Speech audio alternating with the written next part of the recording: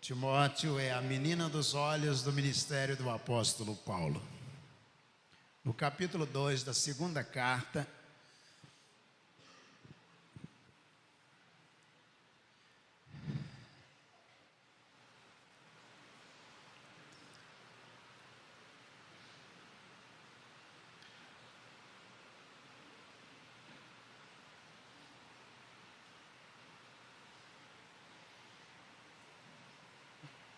segunda carta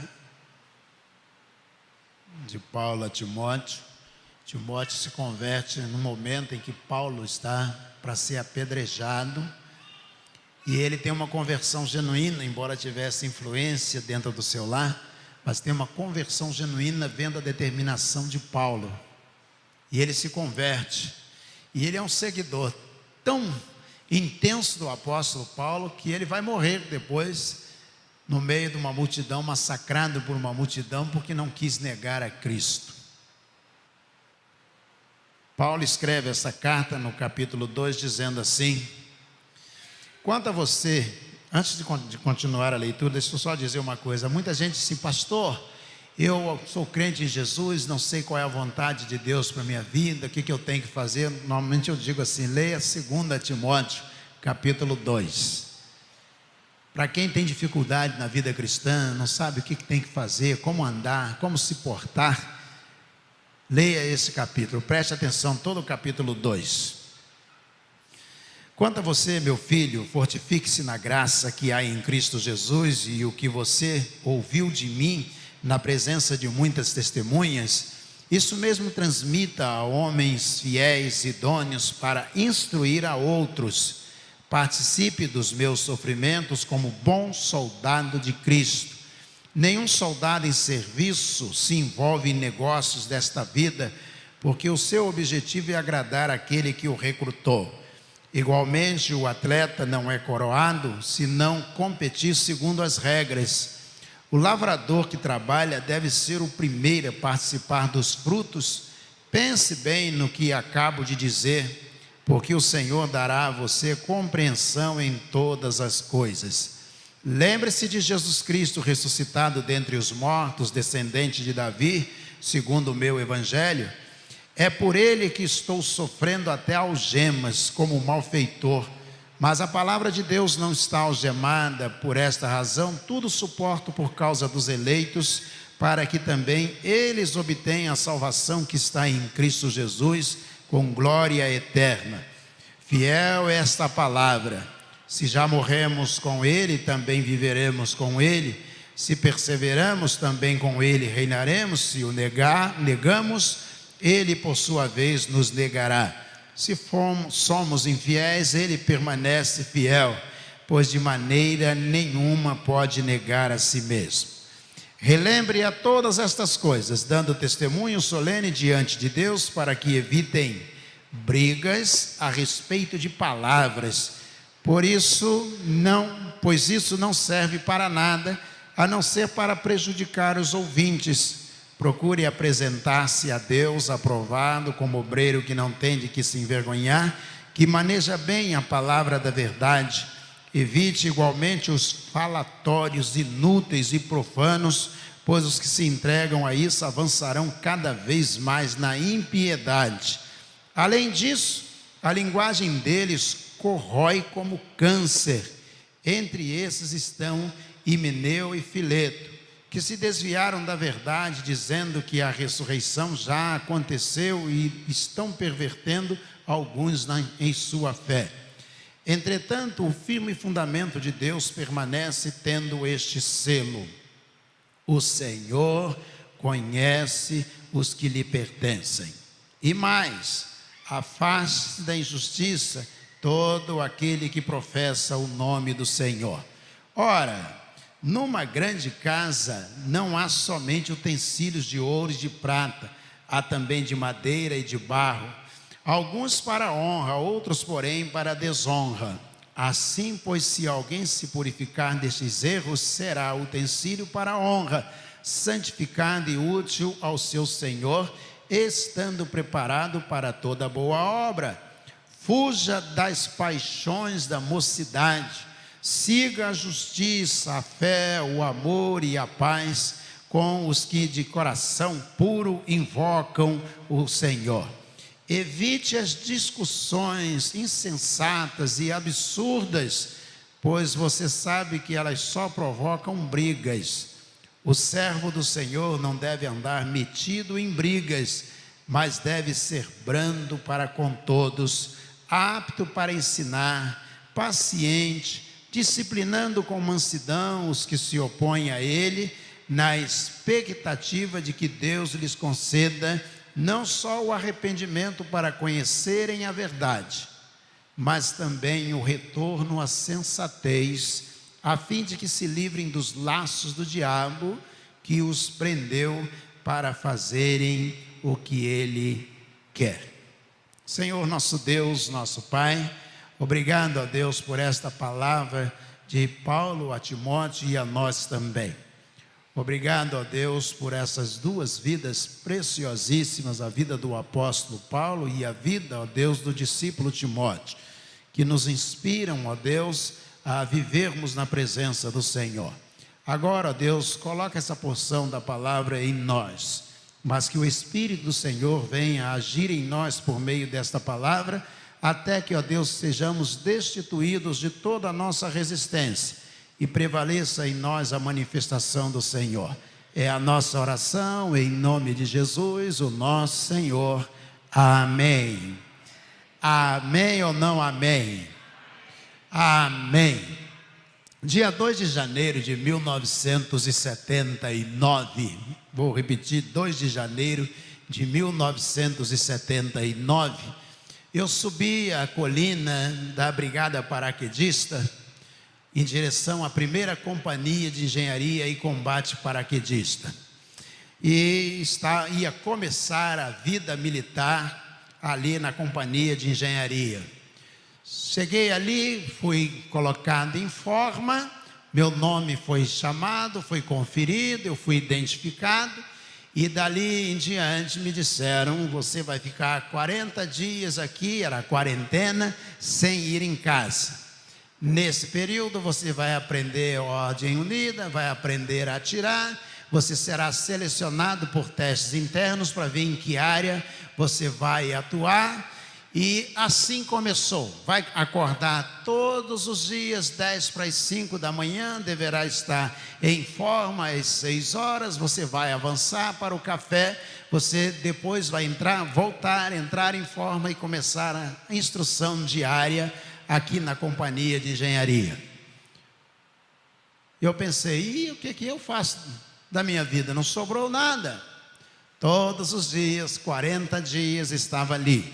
Me deram uma roupa, disseram: essa é sua roupa social, o 5º A. Esse aqui é o camuflado que você usa para as operações, treinamento de guerra. Esse é o calçado que você vai usar para os treinamentos de manualidade, isso aqui é o capacete de metal que você vai usar, essa aqui é a sua boina, a sua cobertura, inicialmente apenas um boné, cobertura boina depois que passa a paraquedista. Essa é a sua vida. E eu passei a viver em função só da companhia de engenharia e combate paraquedista. Paulo está dizendo que nós somos como soldados. E aquele que se alista, diz ele, que vai agora se comprometer a viver segundo o coração do seu comandante. Ele estará pronto o tempo todo, estará de prontidão o tempo todo. E se acabar a quarentena, os 40 dias, você vai para casa, existe uma coisa no exército chamada prontidão. Ou seja, todos são acionados ao mesmo tempo e em 1 hora todos deverão estar no quartel ou na companhia ou no batalhão que ele pertence. Ele deverá se apresentar em 1 hora. Num treinamento, por exemplo, de madrugada apareceu lá em casa uma viatura e me levou para o quartel, para a companhia de engenharia. Paulo está dizendo que quando você se apresenta, você agora pertence ao seu comandante. Quando nós aceitamos Jesus, Paulo disse, nós fomos destituídos de uma coisa chamada vontade própria para exercermos o querer do coração de Deus. Isso é muito difícil porque nós nos acostumamos e somos incentivados por mecanismos jurídicos da imprensa, todos que estão ao nosso redor, a fazer valer a nossa vontade, que nós chamamos de "e o meu direito". E onde está o meu direito? Com essa frase, essa declaração, nós temos dificuldade de destituir-nos daquilo que nós chamamos de nossa vontade.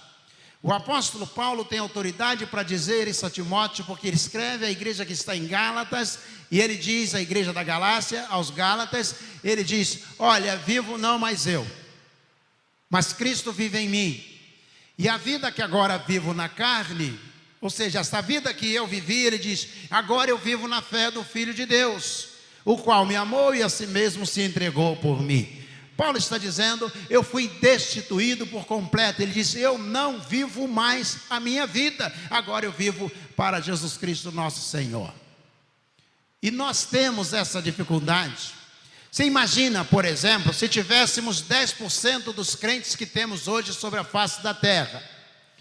Não precisa ter todos esses que nós temos. Tivéssemos 10% e todos eles entendessem que teriam que fazer a vontade de Deus, na sua prontidão máxima, na sua voluntariedade máxima, fazer a vontade de Deus. Você já imaginou? Eu digo a você que talvez em um mês todo o planeta estaria evangelizado.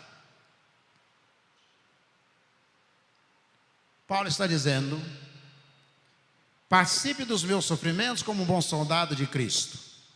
Nenhum soldado em serviço se envolve em negócios desta vida, porque o seu objetivo é agradar aquele que o recrutou. Nesses primeiros 40 dias, acordava antes do dia amanhecer, e depois também, antes do dia amanhecer. Comia uma comida de manhã que eu não estava acostumado a comer em casa, tanto na qualidade quanto na quantidade. E depois de comer ali no rancho da companhia, entrava em forma, ia para a maratona e corria o que eu não queria correr. Não tinha planejado correr aquilo naquela manhã, mas corria 10, às vezes 25 quilômetros, com boot, calça de instrução, um medalhão no peito, sem camisa, e corria Marechal Deodoro, toda a Marechal, até Marechal Hermes, às vezes corria para o outro lado, mas vivia ali, não que eu tivesse planejado, porque eu pertencia àquele treinamento.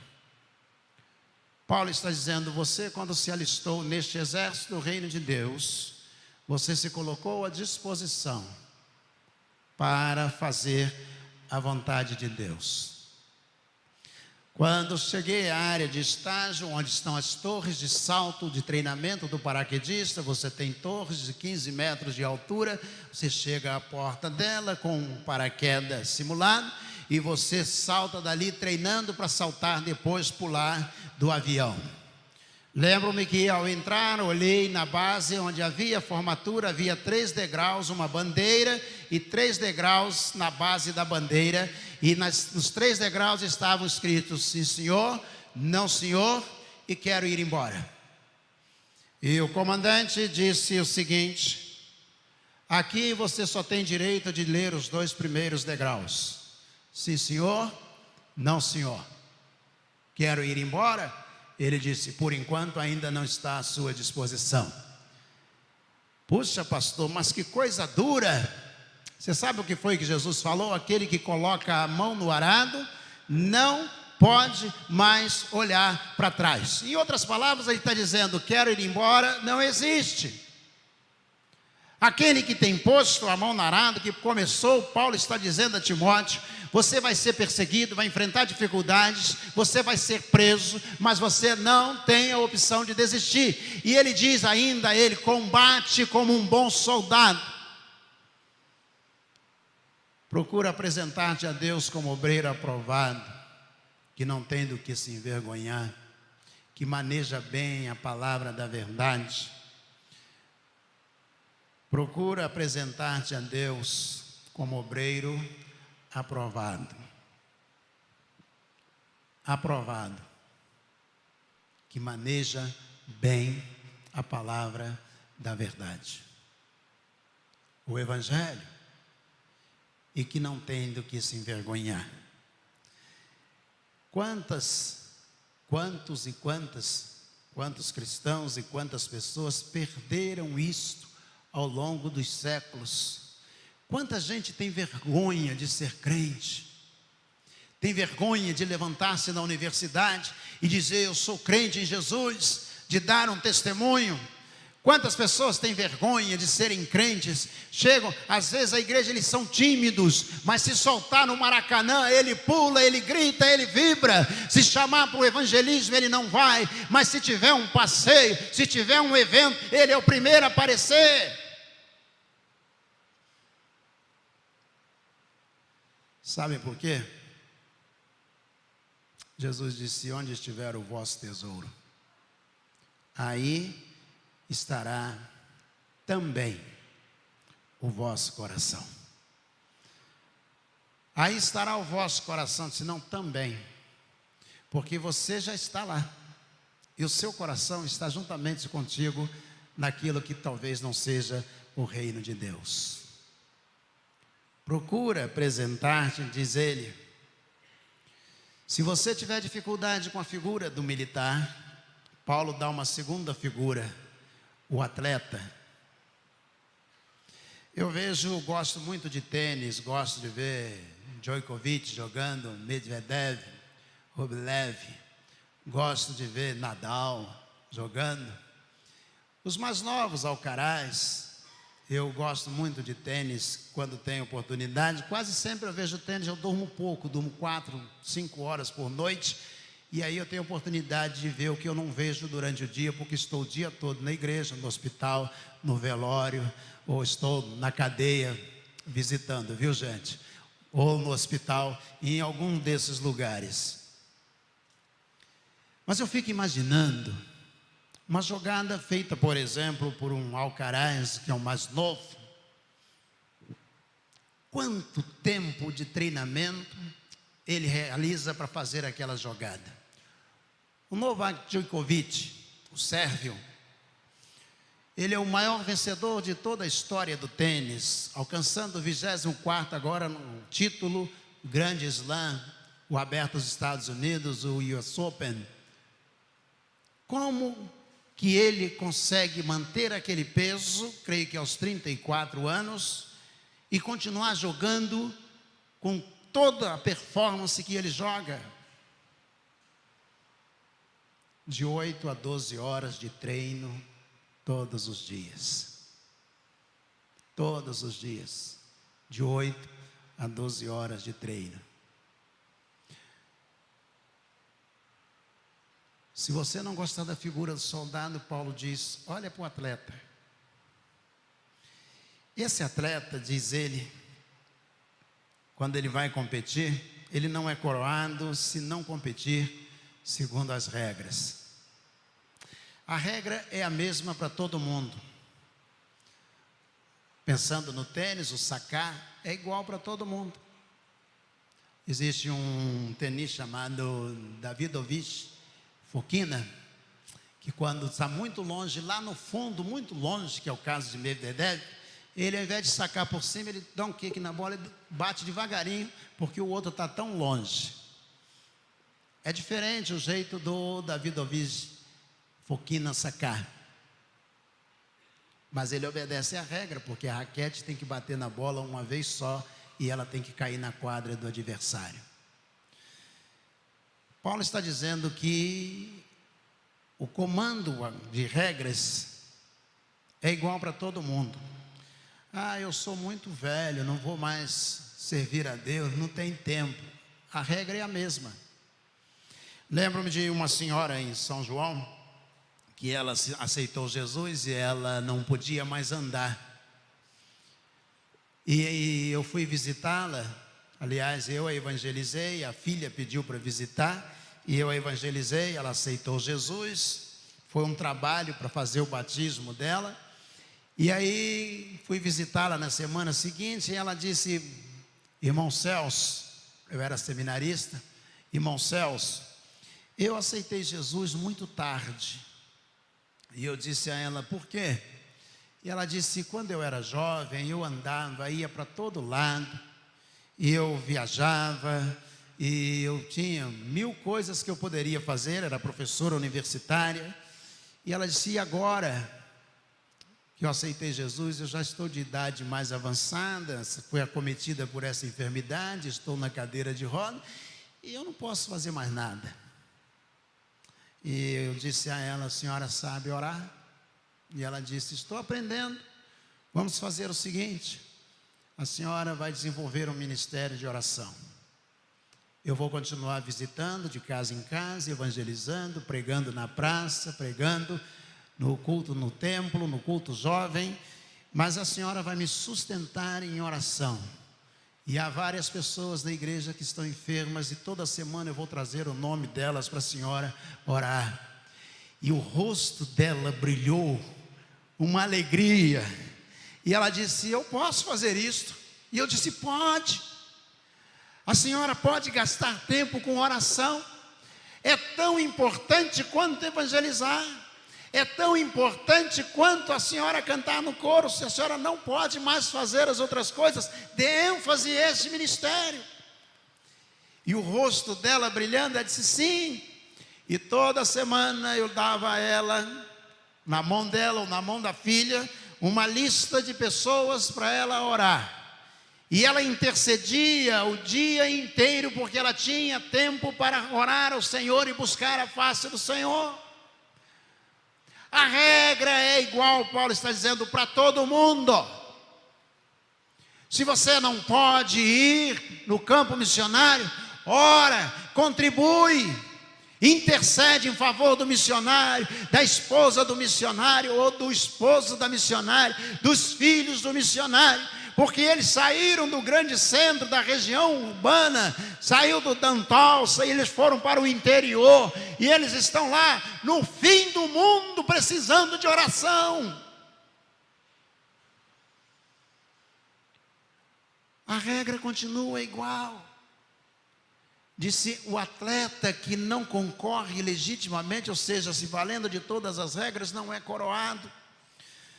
O grande problema dessa geração é que nós queremos ser coroados, nós desejamos a vitória, nós desejamos os louros desta vida, e nós estamos vivendo, nas últimas 3 décadas, um levantar de uma pregação em que você pode conseguir qualquer coisa, mas poucas pessoas que dizem o que você tem que fazer. Eu me lembro de um cliente que procurou o meu escritório, me procurou e disse assim: doutor Celso, eu vim aqui porque me indicaram o nome do senhor, que eu estou precisando de um advogado honesto, correto. E um amigo meu, que foi seu cliente, me indicou o senhor como um advogado honesto. E ele era devedor de uma soma muito grande. E eu disse a ele: senta aí, mas antes da gente conversar, eu quero dizer uma coisa a você. E ele rindo disse: pois não, doutor? E eu disse: eu sou honesto para os 2 lados. A cara dele mudou, ele estava sorrindo. Falei: eu sou honesto, não é só para te ajudar não. Eu sou honesto para os 2 lados. Eu não serei desonesto com a outra parte. Posso te ajudar usando as leis, mas eu sou honesto também para a outra parte. E aí ele me olhou e disse assim: ah, doutor, então não vai adiantar muito não. Sabe por quê? Que ele acha que honestidade é só para favorecê-lo. Quando é para outra pessoa, pode ser desonesto. Paulo está dizendo que a regra é a mesma para todo mundo. Novo convertido, não novo convertido, 10 anos de vida cristã, 20 anos, 30 anos, 40 anos, 50 anos, a regra é a mesma. Todos terão que se prepararem, tal qual Novak Djokovic, terão que treinar, terão que preparar. Quantos crentes a gente fala um versículo, deixa eu ver aqui, e não lembro nenhum, são tantos que eu não consigo lembrar nem de um, não lembro mesmo nem de um, são tantos na Bíblia, 31.173 versículos, mas ele mesmo não guardou nenhum. Pastor, guardar versículo não ajuda em nada. Isso mesmo, o salmista está errado. Escondi a tua palavra no meu coração para eu não pecar contra ti. Está completamente errado o salmista. Examinai as escrituras, porque vós cuidais de ter nela a vida eterna, porque são elas que de mim testificam. Jesus está completamente errado. Só você está certo.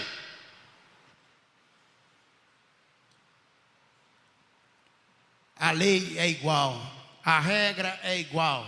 Quer ser crente em Jesus? Tem que memorizar, guardar a palavra de Deus no coração, tem que aprender a orar, tem que evangelizar, tem que dizimar, tem que louvar ao Senhor, participar do culto de oração. Quantas vezes aqui eu fico olhando, nós estamos cultuando, adorando ao Senhor, e tem lá um infeliz no celular, ou então com a boca fechada, só olhando para o céu, enquanto a igreja está cantando, ele não está nem aí para Jesus. Isso aqui não tem nada a ver com ele não faz parte do reino de Deus, o Espírito Santo de Deus não habita nele, ele está aqui como ornamento, ou ela está aqui como ornamento, não pertence ao Senhor. Paulo está dizendo, aquele que quer servir, tem que participar, porque a regra é igual para todo mundo. Todas as pessoas deverão servir ao Senhor, diz ele, de igual maneira. E aí ele usa a terceira figura. Ele diz, lembre-se da pessoa que planta, eu vou chamar de plantador. Lembra daquele que está cuidando da lavoura. Lembre-se dele, diz ele.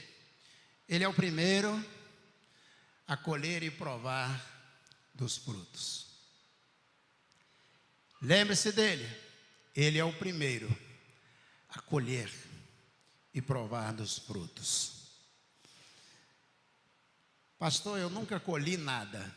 Eu vou te dar um exemplo dos nossos dias que fica mais fácil você lembrar.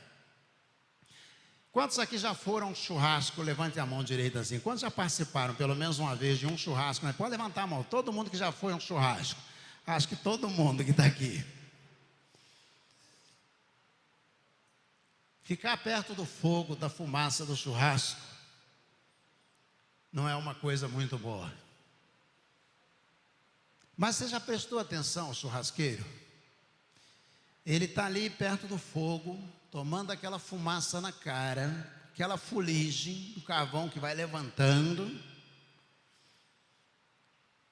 Mas ele ama estar ali, sabe por quê? Alguém é capaz de dizer? Ele é o primeiro. Ele pega aquela picanha. Ah, pastor, o meu não tem picanha. Pega a alcatra. O meu não tem alcatra. Pega a coxinha. Põe lá. E ele vai e coloca a tábua. Ele espeta e fica todo mundo assim, de longe olhando. A boca cheia d'água. E o churrasqueiro começa a fatiar a picanha. O que ele faz? Põe a faca ao lado, pega o pedaço assim, está todo mundo olhando. E ele põe na boca e ele mastiga. E todo mundo que está ao redor fica esperando ele dizer assim, gente, pode pegar. Paulo está dizendo exatamente isso na figura do lavrador, do plantador. Daquele que vai colher, ele está dizendo, essa pessoa é a primeira a experimentar as bênçãos. Ontem nós saímos para evangelizar, tinha um grupo aqui na igreja, graças a Deus, um grupo grande, não comparado à igreja toda, mas é tão bom quando a gente vê o Maurício entrar aqui, precisando de Jesus. A Adriana passou e disse, ora por mim. A pastora Lília entrou e orou para o grupo. O Zé Eduardo estava aqui, juntamente com a irmã Kátia, orando, e Etienne orando por ela. E veio a Ana Lúcia na alegria tremenda, porque a Tereza trouxe. E ela estava aqui eufórica, porque ela foi convidada, ela foi alcançada. E a gente estava aqui feliz da vida, porque a gente estava colhendo os primeiros frutos da colheita, da semeadura, de lançar a palavra de Deus, de evangelizar. E nós, antes que a igreja visse a foto, antes que a pessoa tomasse conhecimento, nós já estávamos colhendo os primeiros frutos para o reino de Deus. O congresso de oração vai acontecer daqui a 27 dias ou 26 dias. Mas toda sexta-feira, a Miriam, a Delma, a Alessimar, a pastora Lília, elas se reúnem e elas estão ali já colhendo os primeiros frutos. Olha, já tem 10 inscritos. E elas se regozijam, olha, já tem 15, agora já tem 50 inscritos no congresso. E ainda não abrimos para todo mundo, já tem 50 inscritos, já tem 100 inscritos. E elas estão colhendo os frutos do congresso, quando ninguém ainda imagina que o congresso esteja dando fruto. E já são 220 pessoas inscritas no congresso, que elas estão colhendo os frutos do trabalho delas. Paulo está dizendo: aquele que participa da colheita já experimenta as primeiras bênçãos. Aquele que canta no coro e diz: eu vou participar dessa colheita do coro. A igreja vai se reunir daqui a um mês, e vai sentar, e vai assistir, vai poder aproveitar frutos do coro cantando. Mas um mês antes tem gente sentado no banco, lendo a partitura, ensaiando, repetindo, e canta de novo, e Deus está ali, e aquela pessoa já está recolhendo os primeiros frutos. Um mês depois, a igreja na sua totalidade chega e fala: é bom. Ainda tem um desgraçado outro que chega e fala: não gostei não. Vai para o inferno, que lá não tem coro. Pelo menos coro cristão não tem.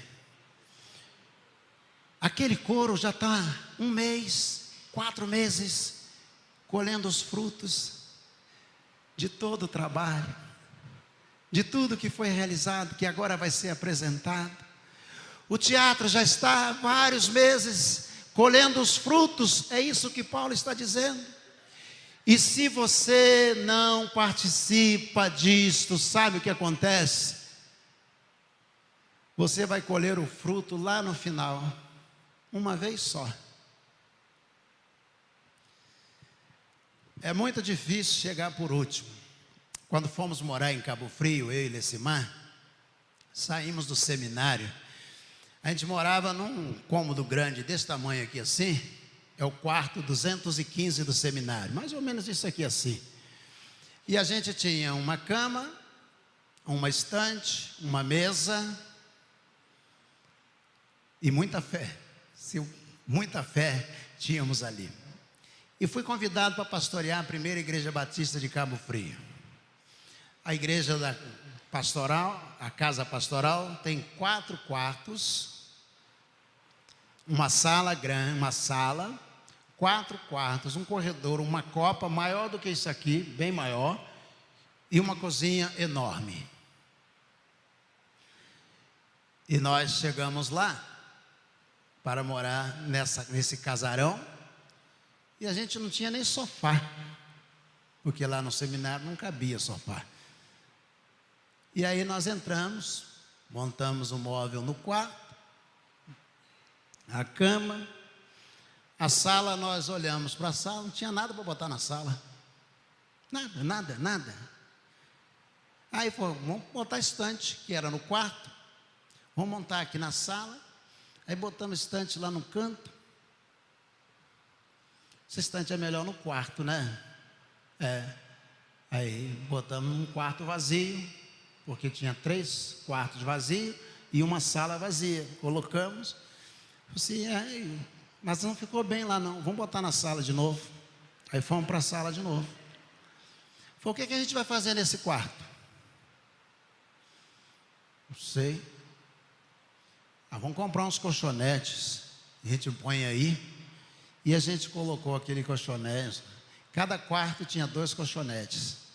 No chão mesmo, não é na cama não, no chão. Não tinha televisão, nós não possuíamos televisão.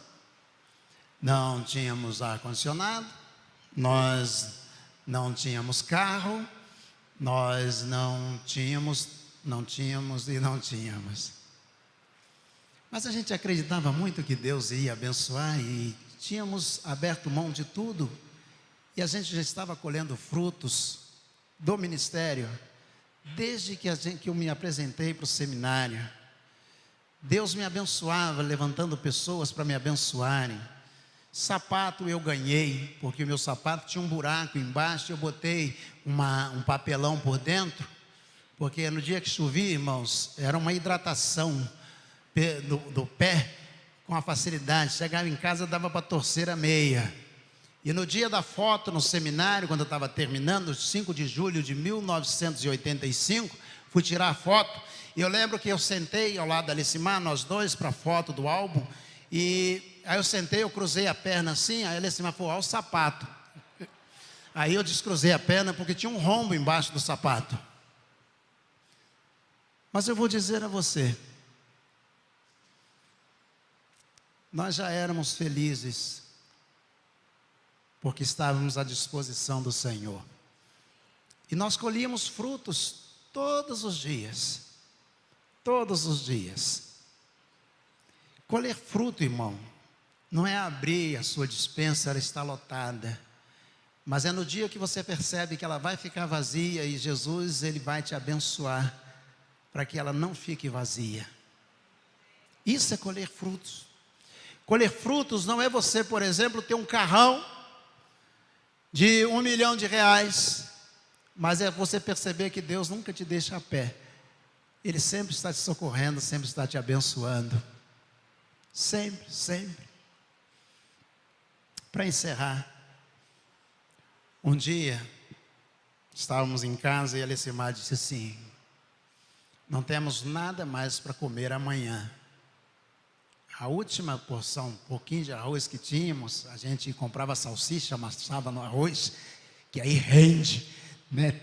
Aí tem carne com arroz com carne, amassava a salsicha ou a sardinha em lata. Hoje eu não posso nem ver sardinha em lata, porque eu caio para trás se eu for ao mercado. Mas amassava no arroz. E aí ela disse, a última coisa que tínhamos, acabou. E a gente não tem nada para amanhã. Colocamos a comida à mesa, e era o nosso banquete aquilo ali. Oramos a Deus, agradecendo porque a comida só tínhamos aquela porção, a comida havia acabado. Oramos ao Senhor e começamos a comer. Antes de acabar a comida do prato, que era a última comida, bateram a porta do 215, que era o nosso quarto. E aí, está esperando alguém? Não, nós tínhamos colegas, ela tinha no Iber e eu no seminário. Não estou esperando ninguém. E aí abriu, era uma comissão de serviço social da igreja de Itacuruçá. E disse, desculpa atrapalhar vocês, mas nós somos do serviço social da igreja de Itacuruçá. E a gente está aqui. E a gente está ajudando os seminaristas e a gente tem uma cesta básica aqui, quer saber se vocês aceitam. Claro. Claro. A gente aceita sim. Inclusive a gente precisa. Aquele que trabalha na lavoura, diz Paulo, ele não tem que se preocupar. Ele será o primeiro a colher os frutos, a experimentar dos frutos. Muita gente ora, querendo que Deus dê os frutos. Deus está dizendo, vem trabalhar, você vai ser o primeiro a comer os frutos. Se você está só esperando o fruto, Deus está dizendo a você: vem trabalhar, vem plantar, vem colher, que você vai poder experimentar, vai ser o primeiro a experimentar o